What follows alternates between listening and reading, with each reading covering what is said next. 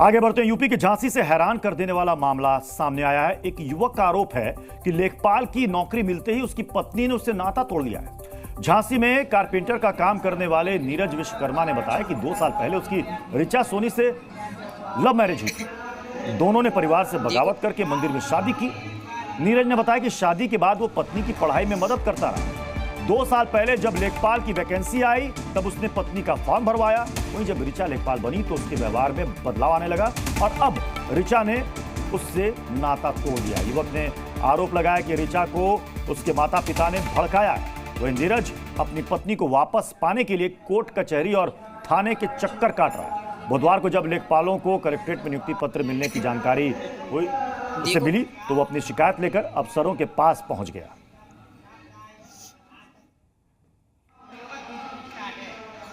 28 जनवरी से हमारे साथ नहीं रह रहे हैं कि कह रहे कि हमें कुछ शादी नहीं हुई। हमारा बकायदा राम राजा सरकार हमने शादी की, फिर मंदिर साथ फेरे लिए, सेक्शन 9 का मुकदमा चला हमारा।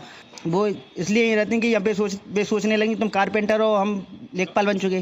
पहले दोस्त हुए थे, फिर हम प्यार हुआ हमारी, फिर शादी की हम लोगों ने।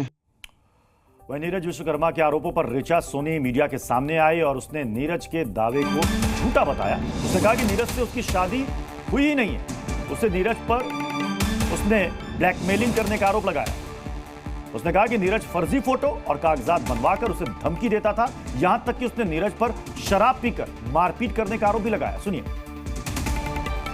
सर ये बिल्कुल गलत बात है और कोई शादी नहीं हुई है। उसने कोई फर्जी पेपर्स बनवाए थे और वहाँ पे मतलब दिखाने के लिए कि हमारी शादी हो चुकी है और हमारा केस चल रहा है इसलिए, और फर्जी फोटोज बनवा के उन्हीं के मतलब धमकी देता था कि हम तुम्हें मतलब कि ये सारी फोटोज डाल देंगे सोशल मीडिया में, तुम्हें बदनाम कर देंगे। तो उसके डर से मतलब हम उसकी कहना मानते रहते थे। बहुत गंदा लड़का था मेरा, मतलब दारू पी के मतलब मारता था। एक बार तो 20 सड़क में मारा था सबके सामने। झांसी की तरह ही लखनऊ से भी ऐसा ही एक मामला सामने आया है। यहां एक युवक ने आरोप लगाया कि सिंगर बनते ही उसकी पत्नी ने उसे छोड़ दिया। आरोप लगाने वाले युवक का नाम अरविंद पांडे है, जो पेशे से ड्राइवर है।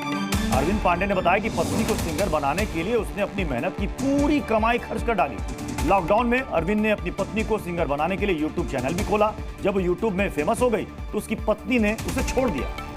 उसने आरोप लगाया कि वो अब एक नेता के साथ रहने लगी है, जिसका विरोध करने पर उसकी पिटाई की गई। अरविंद ने गोमती नगर थाने में एफआईआर भी दर्ज करा दी। अरविंद जी, क्या हुआ?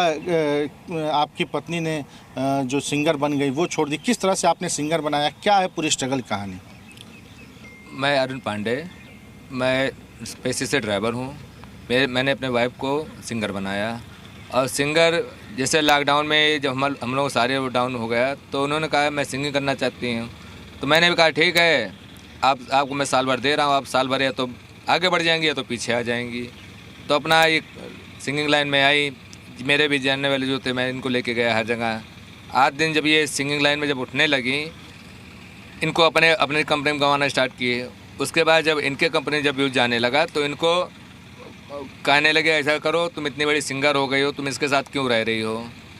उसको ले जाके ये अपने घर वाले चुप्पे एक फ्लैट लिए हैं, उसमें रख लिए हैं हमसे बिना पता है। मैं अपने काम से बाहर गया हुआ था। जब मैं बाहर से आया तो पता चला ये कमरा खाली करके जा चुकी हैं मार्च महीने में।